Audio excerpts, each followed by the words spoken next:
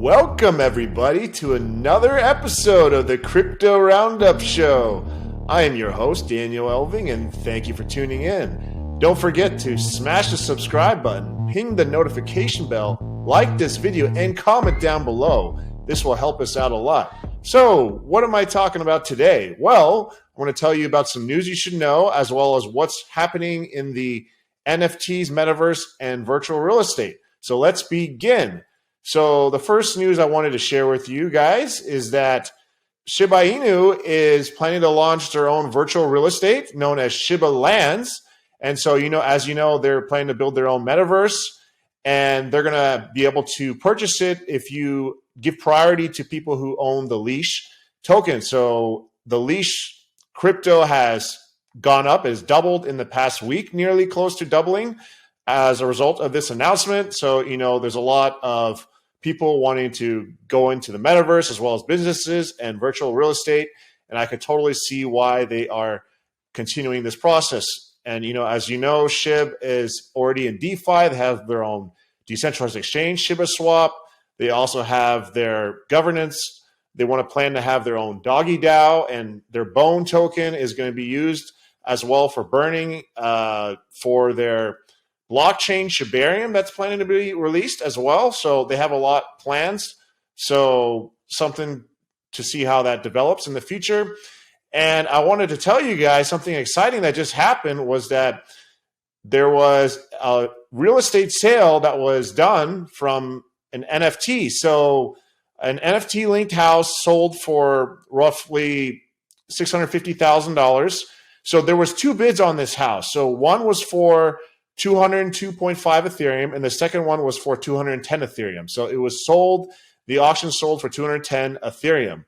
So the company is merging real estate with NFT lending and has plans to expand its US offerings. And Proppy is the business that's doing this. And so they are available to trade on Coinbase as the ticker PRO. So they've been doing, transactions sometime within the real estate space, from doing mortgages with the dollar and then to doing smart contracts with crypto transactions and now with NFTs, selling real estate as NFTs. And so this will be interesting to see how they develop.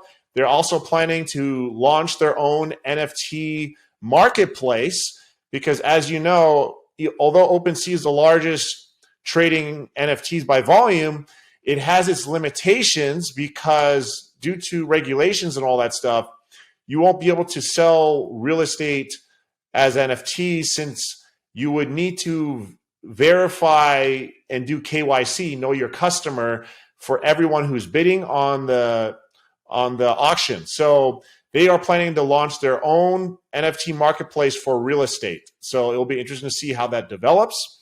And so the real estate property sold its NFT-backed property in the US. And of course, the way this would work is that you would need to have the property as an LLC, and then you would own the rights to the LLC. And so according to Proppy, the CEO of Natalia, we've gotten hundreds and hundreds of requests from sellers to sell their homes all over the US.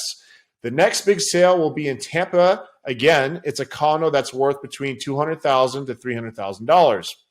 So Proppy's first ever NFT was sold back in last May to TechCrunch CEO Michael Arrington's apartment that he sold as an NFT.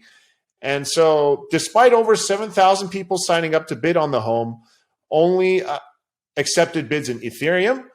And so the property was sold for over $300,000, its initial asking price of $650,000. And so according to Natalia, the CEO, Proppy has 3 upcoming partnerships in place with lending protocols, one being with Helio. And so while the Thursday sale only was accepted in Ethereum, the company's upcoming sales will be paid in USDC in an effort to reduce concerns of volatility. So Proppy plans on offering DeFi mortgages to its users in the upcoming months. And so if we look more into this, we can see that the interest in real estate from a crypto community will be driven by the common desire to transact easily on chain using cryptocurrency. And so it's going to be interesting to see how this develops. And when we look further into this, we can see that a physical asset, was transferred via blockchain, via smart contracts back when they were first doing this. And so the first record sale of a real estate transaction on the blockchain was done in 2017. And so this was the first government approved transfer of the asset on the blockchain. And so, smart contracts taking over the escrow process. So, smart contracts that play the role of the escrow or the settlement process do not require the involvement or the approval of governments. And so the notary logged into the property interface and confirmed the transfer of ownership. And so after the transfer of ownership was completed, the funds are dispersed. And so escrow companies could guarantee that if you send money, ownership would be transferred. These are trusted parties that special licenses to verify the transaction. And so software will be able to complete the settlement instantly. And so this now has gone to now with NFTs. So it's interesting to see how this plays out. So I think there's going to be a lot of different applications you're going to see with NFTs that are going to happen to play out. So, besides just having a profile picture of the NFT and stuff like that, you're going to see it being utilized across all different boards from verifiable proof of ownership. So this can go from real assets to verify ownership of real assets. This can go with identity. This can go with ticket sales. You could even have your own genomic sequence and have it as an NFT and license it out to researchers if you wanted to too. So I think there's going to be a lot more happening in this space, and it's going to help a lot in preventing a lot of title fraud as well as wire fraud that's happening in the traditional sector so it will be interesting to see how this develops in the future.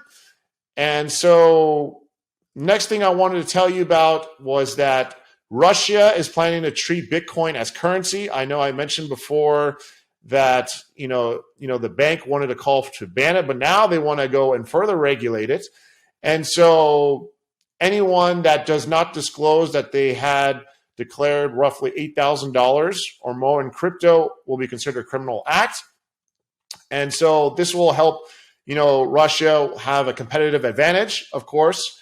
And so according to Commerçant, they must be done through a digital currency exchange organizer or peer-to-peer exchange licensed in the country.